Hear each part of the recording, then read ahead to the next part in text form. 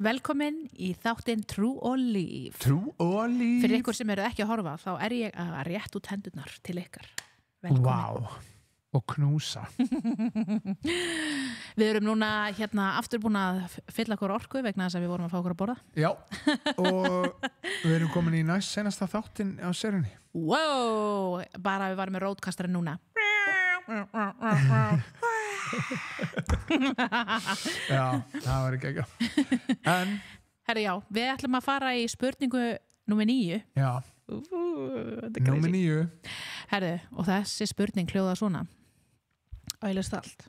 Já, það er ekki bara. Þetta gefur svona gott kontekst til hvað er verið að spjalla. Ok, óviðeigandi klæðaburður og hógværð. Hvernig get ég fundið millipunktin að sjá vel sjálf mig en passað að fara ekki í útlitsstyrkun? Hvernig ætti samband mitt við samfélagsmiðla að breytast? Finnst eins og það sé mikið af kristnu efni sem fókusar samt á að allt líti vel út? Já, það er svona yfirburðar, nei, hvað heitir þetta? Ekki yfirburðar. Það er svona yfirborðskennt efni. Já, Já. Yfirborðskennt efni. Það gleður mig að sjá að hlusta á okkur. Ætlaði það því að við lítum ekki rosalega vel út. En hann að já. Gunnar, það er aldrei, skotin eru aldrei fjarri hjá þér. Þau eru alltaf nærri. Já. Já, sko. Ég er með fullt af vessum sem ég er búin að skrifa niður fyrir þetta. Aha, eftir bara eitthvað pjú, pjú. Ég er með, er eitthvað sem að svona poppar upp fyrir þig þegar þú heyrir þessu spurningu? Hvað er óviðandi klæðaburður, hóvar? Já, náttúrulega gott að adressa hana, gott að nefna hana með skartið til dæmis, gott að nefna það og þú veist, já. Já, Tímotheusarbrauð og Pétursbrauð og svona. Já. Ég er með búin að skrifa það niður, sko. Og svo náttúrulega líka, nú einhver vers þarna, ég man nú ekki hvað það er, Páll líka að tala um eitthvað svona, eða ekki að, í rauninni að vera að tala um, nú ekki endilega að tala um klæðaburðin, hann segja, þú veist, konar, skilur, Guð elskar, þú veist, hóvarða konu og eitthvað svona. Já, að vera hóvarð með dygð og svona. Já. Já, það er í Pétursbrauðinni. Þannig ég er búin að skrifa það niður. Ég elska orðið dygð. Dygð. Er ég með dygð? Já, þú ert mjög dygðar full. Það hljómar eitthvað svo hátegnalegt, eitthvað svona, já, ég er með dygð. en það er samt þessi balans líka, sko óviðandi klæðaburður, og hana, þú veist, það sem að hún nefnir, hvernig get ég fundið millipunktin að sjá vel sjálfa mig, en passa samt að fara ekki í útlitsstyrkun. Það er svona þessi fína lína sem maður þarf að dansa á, sko. Já, þar línan sem þú ert að tala um, en alltaf bara, þarna ertu með spilar bæðin í, sko, þú veist, versin sem við erum að tala um og persónulega sannfæringu. Já. Þú ert með bæði þarna. Já. Skilur að það er alltaf, þú veist, fattar, ég bara segja svona eitthvað svona augljóst, þú veist, en Já, ég meina, er það augljóst? Það er náttúrulega ganga hérna á Íslandi sem heitir bara drusluganga. Skilur það getur bara einhverju að koma frá okkur svona. Ég verður náttúrulega í samengi við, skilur þann sem hinn kristna, þú veist. Já, nýkristinn. Já. En það getur verið samt að við bakgrunniðinn að það sé bara svona, þú hefur aldrei pælt í því, sko, þú veist, eitthvað, ég hefur eitthvað pæli í hvernig ég er að klæða mig. Nei, kannski, ok, ég ætti kannski að segja það er augljóst fyrir þann sem er kannski búin að ganga eitthvað með Jesú. En ok, fyrir þann sem kannski er bara nýkominn trúar og veit ekki. Og allavega það sem ég hugsa var þetta enn millipunkt, sko, þú veist, en við vorum að horfa á House of David hann daginn og hann Samuel kemur hana og er svona sjokkur yfir Davíð eigi að vera konungur Ísrael og eitthvað svona. Og hann nefnir hann að, þú veist, menninir líta á útlitið en drottin lítur á hjartað fyrir Samuels bók 16:7 og það er svolítið trikk í þannig og það er, þú veist, þess að Páll hann segir, mér langar að vera allt fyrir öllum, hann er ekki tilbúin að gefa upp sannfæringunum að Jesús er Kristur og hann sé veginn í sannleikunum í lífið, en hann reynir að gera allt til þess að þú veist, mæta fólki það sem það er, hvað sem þessi gyðingar eða grikkir. Algjörlega. Þú veist, þannig að ef fólk horfir á útlitið, til dæmis, þú veist, hvað eigum við að leggja upp úr því að líta vel út ef það dæmir svo kannski hvað við erum að segja Jesú út og því hvernig við lítum út. Og hvenær er það búið að fara of langt, veist, og það þarf ekki að klæða sig fyrir Guð, hann horfir á hjartað.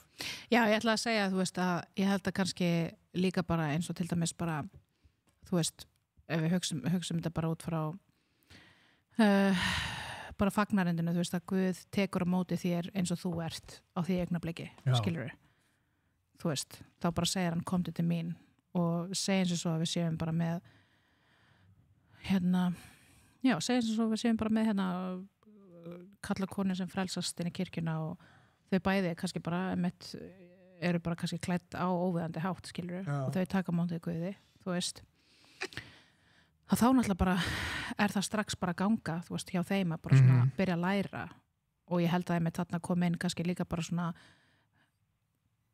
falleg vingjandleg leiðsögn þeirra sem að komi kringum þau, skilurðu samfélagið en þannig einmitt góða punktur, ég held að það þarf að hafa í huga að þetta gæti dottið í svona farisea hugsun það sem að segir, ég ætla að klæða mig rétt og þú veist, það margir sem hugsa svona þú veist, að fara í kirkju, ok, ég þarf að klæða mig rétt og við erum að fara að heita Guð og svona en Guð með þér, þú veist, á vestu mómentunum og bestu og þú veist, hann ekki dólfallin yfir einhverjum dólsöka bara, þú veist, töskusjór með eitthvað svona, hann að horfa á hjarta eitt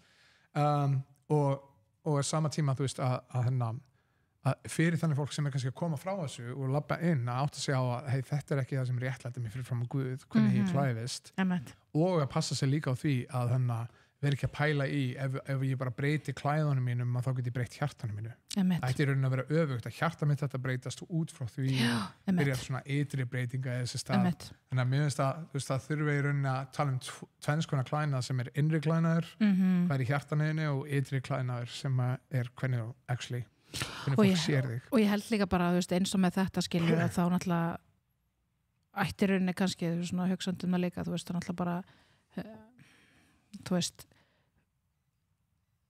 að það ættir rauninni ekki þegar fólk kemur inn og er búið að taka trú og svona þá náttúrulega ættir rauninni eins og segir, þú ættir rauninni kannski endilega að vera heldur að jafnvel að fókusa á þú veist, hvernig það að klæða sig, segja eins og svo að það sé eitthvað manneskja svo að tala við og að klæða sig á eitthvað svona skilur ofandi hátt en það einmitt bara, ég veit ekki, ég held að ég trúi því líka bara svo mikið að þú veist að þegar einstaklingur kemur til drottins og frelsast þú veist að þá bara svona þegar sá einstaklingur fyllist af ástguðus þá líka bara svona náttúrulega viltu bara, skilur þú bara svona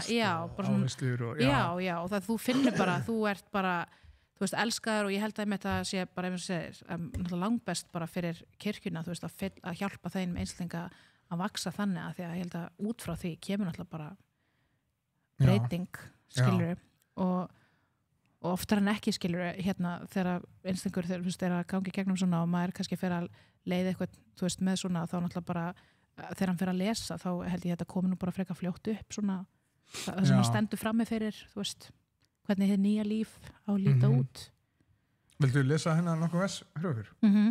Ertu til að lesa kannski fyrir Tímóteusbréf 2, 8-10 og fyrir Pétursbréf 3, 3-4 Þetta hér? Já.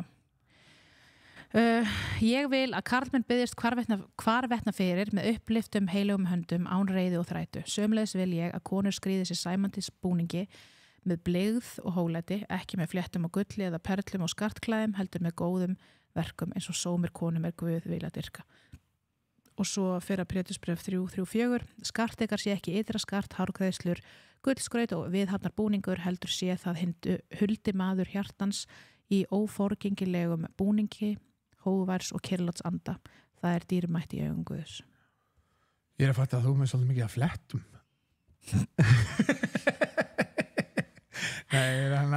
Nei, þetta alltaf flettur með gulli og perlum í og eitthvað svona Hvað er það að segja? Ég maður Hvað er það að segja? Ekkert ég, þetta Páll að skrifa þetta Tímóteusar sem að segja hvað við En hann að mér finnst það rosalega áhugavert við þetta að hann nefnir hann að hóværð sem klæðnað hinn innri manns en hvernig við hugsum hóværð oftast, þú veist þegar kemur að köllum að vera veist, í fötum sem ekki að sína á mikið á holdi og sömulegis með konur að vera ekki í fötum sem að sína á mikið á holdi en þannig á þessum tíma eins og að hóværð væri meira tengt sko, eða hvernig orða hann þetta í spurningunni? Jú, hóværð Já. En að það sé meira tengt sko, svona að vera með skart og svo, já, herri, ég að taka því þú með svolítið Nennir að hætta þessu Nei, ég ekki þessu En, þú veist sorry En sumt að þessu menningarlegt til dæmis, þú veist, ég held að þarna á þessum tíma til dæmis þegar þú varst með skart í andlutinu og þá var það oftast þýtti það að þú áttir mjög mikið af pening og varst með svona hátsettur í samfélaginu út af að þú gast ekki fengið eitthvað svona plastskart og eitthvað svona, það var allt bara gull var svona dýrt og þú veist að það var þannig að þegar þú varst að þannig hann held ég að íta undir ekki vera að sína þig of mikið af ekki bara holdi heldur bara hversu mikið þú átt eða að reyna að finna stolt í því eða athygli í því að ég sé ríkur eða eitthvað svoleiðis. Ég held bara að þú veist það sem svo geggjað, það sem svo ótrúlegt finnst mér bara við þú veist að vera í Jesú og í Guði það að þegar maður fer að svona pæla í þú veist að kemur þessi viska frá Guði inn í það bara svona að hugsa af hverju ég að gera það sem ég að gera af hverju ég að klæða mig svona af hverju vil ég vera með þetta af hverju ég að setja make-up á mig eða af hverju ég að, þú veist, og mér er svo geggjað bara einhvern veginn að Guð sýni þér svona þetta hulda í hjartanu, þú veist, bara svona the motives, eða þú veist, ástæðan fyrir af hverju þú ert að gera það svo að gera og mér er svo geggjað þegar Guð kemur með lækningunni og þá svona náttúrulega dettur bara eitthvað í burtu sem að ég held þér, af því að þú varst kannski að reyna að ná samþykki samfélagsins með ykkur eða samþykki frá hinu kyninu eða samþykki vina eða hvað sem eða bara tilgang sem í romantík eða eitthvað svona og ég bara persónulega fyrir mig ég man eftir, þú veist, þegar ég þú veist, á yngri árin og strögglaði ég rosalega mikið við bara svona hvernig ég klæddi mig og þú veist, það var rosa mikið gekk út að bara svona vilja ná, þú veist, athygli frá hinu kyninu og bara svona og svona samfélagslegt samþykki og svona að fólki fyndist ég flott og eitthvað svona og Guð tók mig með gegnum tímabil sem að, þú veist, til dæmis eins og bara þá hætti ég bara setja make-up á mig bara í langan tíma af því að Guð sýndi mig það til dæmis sem bara svona ástæðan fyrir því ég var að gera það af því að, þú veist, ég var alltaf að hugsa þá ég svo falleg og þá verður tekið eftir mér og eitthvað svona. Nei, engin kona að vera með make-up. Nei, ég ekki að sér. Nei, en það er gott til þess að segja, þú veist, þetta er persónuleg sannfæring þín. Já, það er það sem ég er að segja. Þetta er gott til þess að komast að hjartanu. Ég bara gefa innsýnin í, þú veist, hvernig Guð skilur sýnir þetta hulda í hjartanu, þú veist, og þá fattaði ég að ég var að setja svo mikið vægi á make-upið, þannig að þá hætti ég því og leiði Guð bara svona að lækna þar og núna í dag er þetta orðið þannig fyrir mig að, þú veist, ég eiginlega bara hætti að setja á mig, ég setja á mig bara eitthvað svona smá þú veist, en ég bara segja, þú veist, það umbreyttist bara því að, þú veist, ég fór í gegnum þessa vinnu með Jesú, þú veist, og hann sýndi mér svona hvar vinnum mitt var og ég held að þetta tengist í því bara líka þú veist, og það er sumt að þessu þegar það kemur að hófær, þá er það mjög menningarlegt mikið að þessu, hvað er hófær í hverju menningu fyrir sig og ég myndi segja, þú veist, að þessi spurning sé svo góð, hvaðan er ég að finna, þú veist, einkenni mitt eða stolt eða hamingju í, þú veist og það er kannski það sem við þurfum að, þú veist, á þessum tíma voru skartgripir rosalega dýrir og kannski, þú veist, það var hort rosalega upptíðin fyrir að vera með, þú veist, velgengni eða stöðu sem átti skilið eitthvað svona lof og í dag, þú veist, það eru flest allir með skart og, þú veist, maður hugsar ekkert í þegar maður horfir á okkur og maður sér einhvern eyrnalokk, maður hugsar kannski, flottur eyrnalokkur, maður hugsar aldrei eitthvað ákvæmdir dýr eyrnalokkur, þú veist allavega ég get ekki séð munin á okkur sem kostar, þú veist, 500 kall og 5 miljónir, sko. Nei, reyndar ekki heldur. Og ég skilur ekki punktinn á bakveiða, þú veist, að kaupa eitthvað sem er 5 miljónir og lítur út þess og kosti 500 kall. En hann, þú veist, en í sömu menningum til dæmis var hárið eitthvað sem kveikti svona kynferðislega löngun.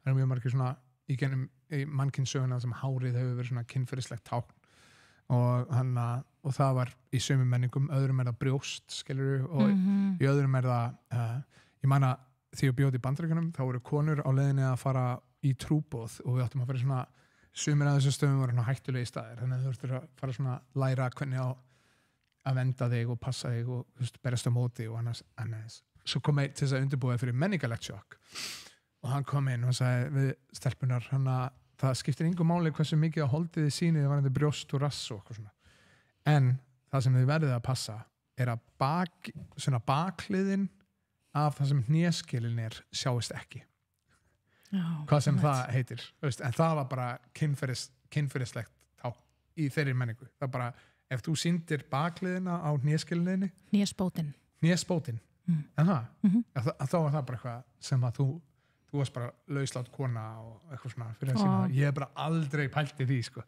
Það er rosalegt. En hérna, þú veist, þannig að maður verður að spyrja í okkar menningu, hvað er það sem að veldur því að þannig að maður leitist í kannski lof manna eða þú veist, já. Við erum ekki að taka tíman eða? Jú, við erum að taka tíman. Ef við taka hérna pásu, áður en við höldum áfram með? Já, tökum pásu, kom eftir smá. Herðu, mér langaði bara að segja hans frá því að við hjá Lofstofunni Baptistakirkju erum með samkomur á sunnudögum klukkan 11.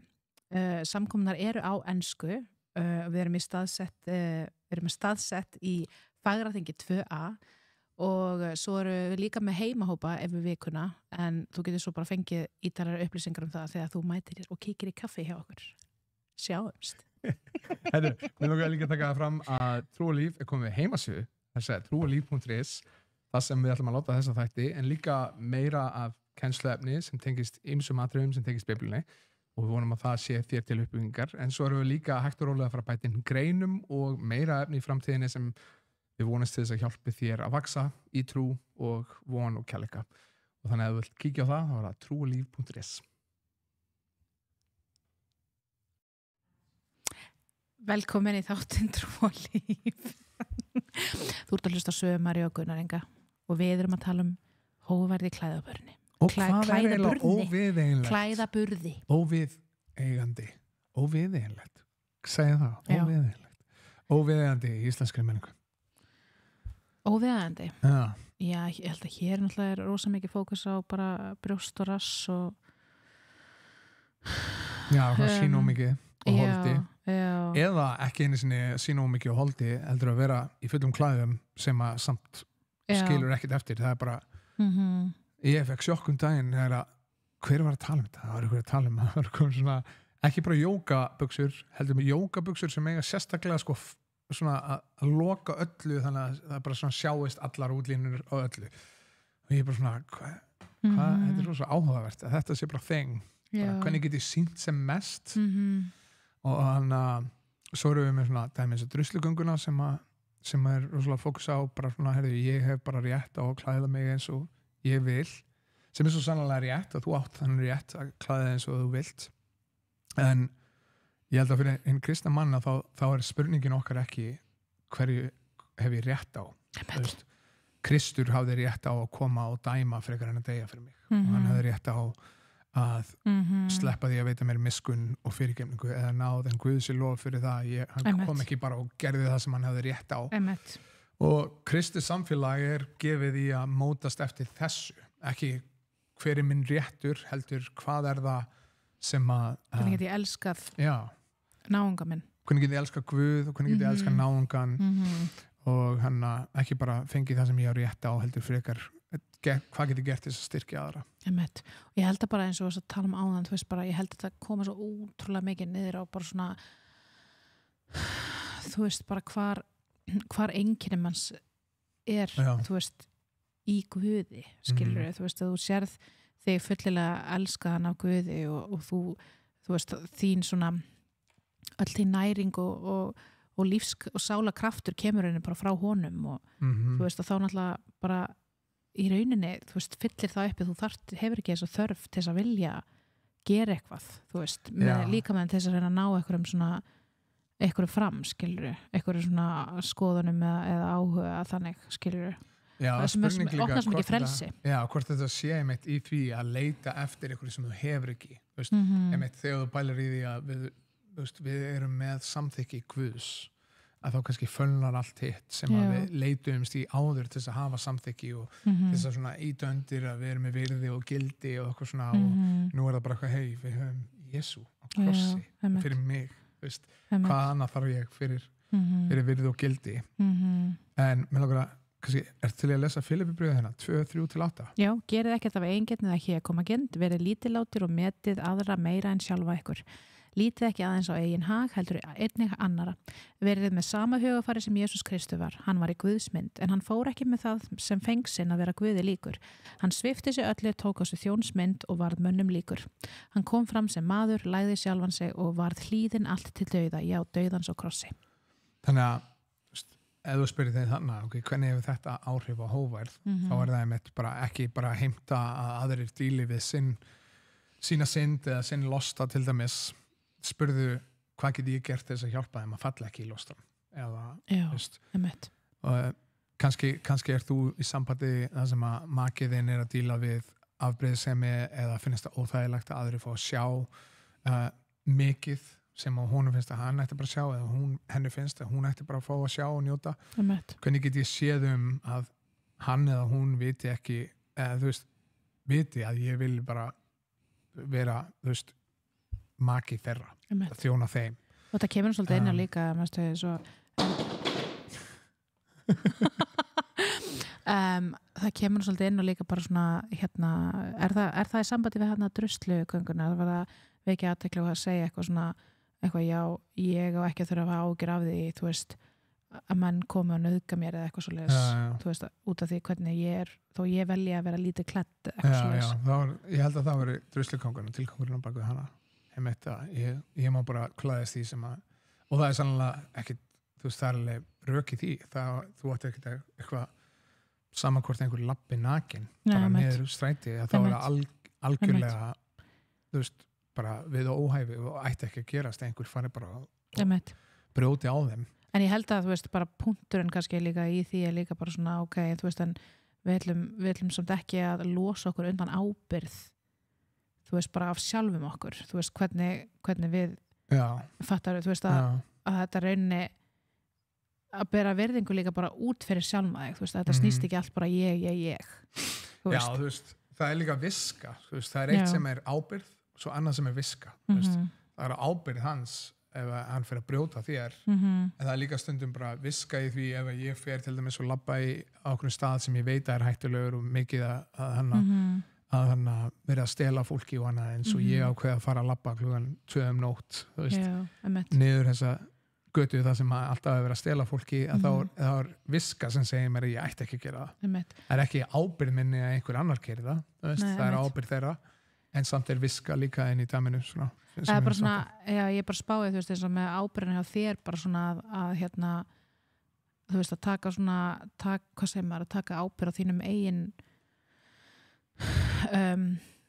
hugsunarhætti og svona, að því að þú veist alveg, við vitum alveg að það að vera lítið klæddur og sína mikið, vekur alveg upp gynd, skilur fattaru, og svona ég fattaru, ég er svona að reyna að koma orðin bara svona, það er svona frekar svona naív, hvað orðið það, að hugsa að þú getur bara gert það og þá bara enginn muni horfa, eða skilur hvað ég meina, það er svona ábyrgðin liggur hjá þér bara svona, ég ætla samt ekki, ég veit ekki, þú hugsa bara eitthvað svona, það er viska í því, af því að ég má þetta, þá ætla ég bara að vera svona fyrir framann eiginmann bestu vinkonum minnar, hann á bara ekki að vera að horfa mig, skilur en þetta, og líka ekki bara með þetta eins og ég held að losti sé alveg stórt dæmi í okkar samfélagi, en líka bara svona eins og græðgi og gjafmeldi og annað eins, ekki bara að segja hei, það er bara ábyrgð annara að komast yfir sína græðgi og ömundsingi, kannski yfir eignum og annað, heldur líka ef við erum kristin og við ætlum að meta aðra meira en sjálfum okkur,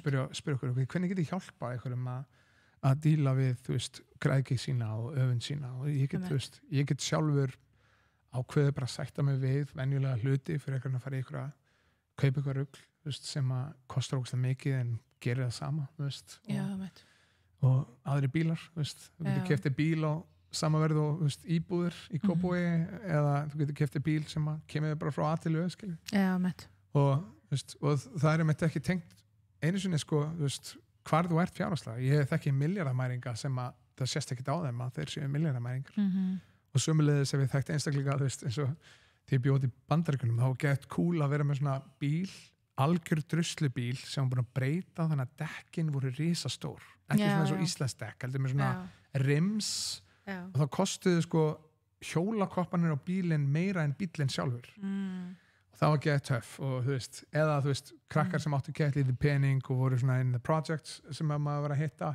og svo var að svo allt í hennu, talaði með við og maður fatt að þú ert í $800 skóm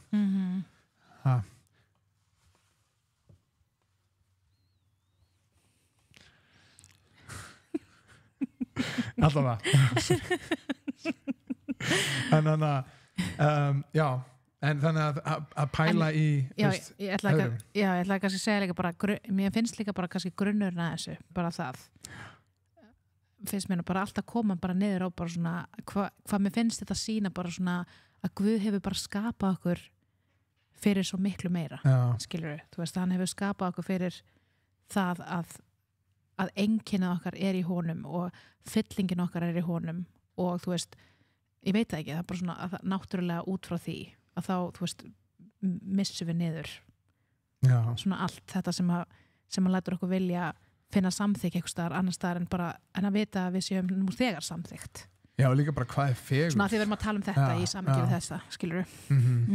Líka bara, þú veist, hvað er fegurð?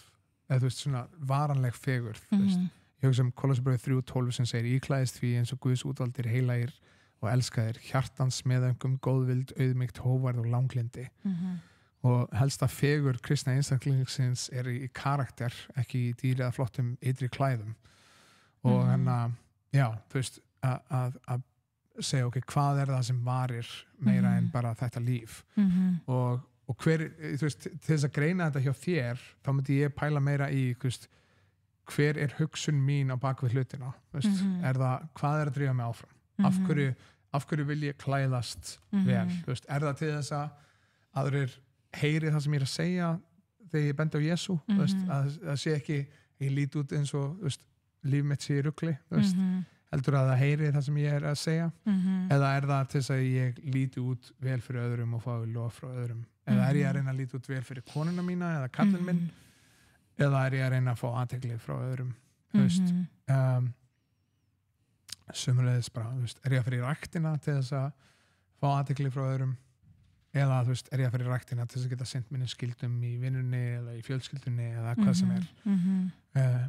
Og svona, þú veist, að pæla í bara hvað liggur að baka þetta. Já, amen. Amen. Og ég er bara að nefna eitt sem hefur hjálpað mér allavega. Það sem að, ég tók eftir því að Svafa byrjaði að fíla það mjög mikið. Já, segðu mér. Hvað ætlar að segja? Ég tók hana ákvörðun fyrir einhverju að segja, ok, þú veist, mér langar ekki að vera á þeim stað þar sem einhver heyrir ekki það sem ég segi Jesú, út að ég bara lít út eins og líf mitt sé í rúst. Og mér langar heldur ekki að vera, út að ég sá Joe Rogan þátt það sem var að tala um einhver prest sem var alltaf bera ofan og með sixpack og eitthvað svona, hann var alltaf bara að hlæja á hann, hlusta aldrei hvað hann hefði að segja, sko. Veistu, ég er svona, ok, mér langar aldrei að vera þess ykkur. Og þannig að ég setti mér reglu fyrir einhverju sem sagði að mér langar að líta út fyrir að lykta vel. Það var svona mín regla. Ég ætla bara svona, það er markmið mitt í útliti, er að líta út fyrir að lykta vel. Og þannig ég var alltaf með svona ruggla hár, ég leit alltaf bara eitthvað og þá fætti ég að þetta lítur ekkit út eins og að lykta vel, það lítur út eins og ég vaknaði hann að geta andfúll og eitthvað.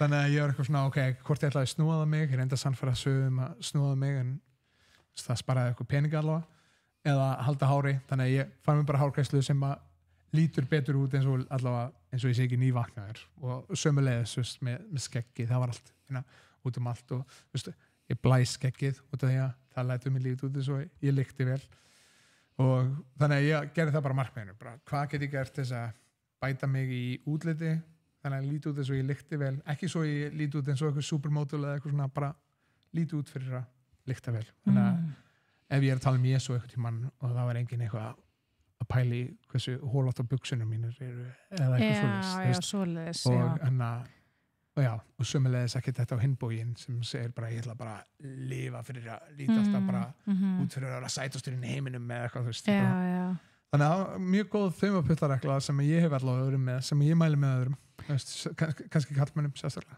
Þannig að þú ert að segja að þetta hefur virkað mjög vel.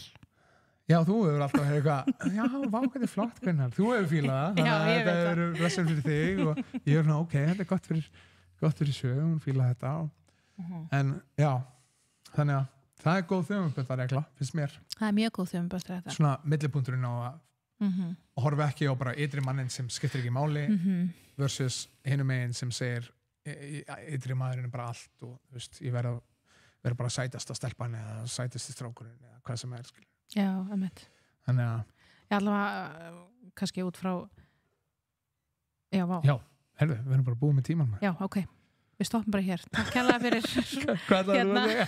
ég ætlaði bara að segja frá minni liðin alltaf. Þetta var svolítið langt. Já. Takk fyrir takk fyrir að hlusta og vona þetta að vera uppurinn. Ég skal skrifa kannski bara í description box mína hlið. Það ég veit að fólk áttur að spyrja. Já. Það áttur að komment bara hvað ætlaðu hún að segja? Já, sorry. Verðum meðal að stoppa, það eru 28 mínútur. Já. Sorry Lindin. Guð blessi. Bye.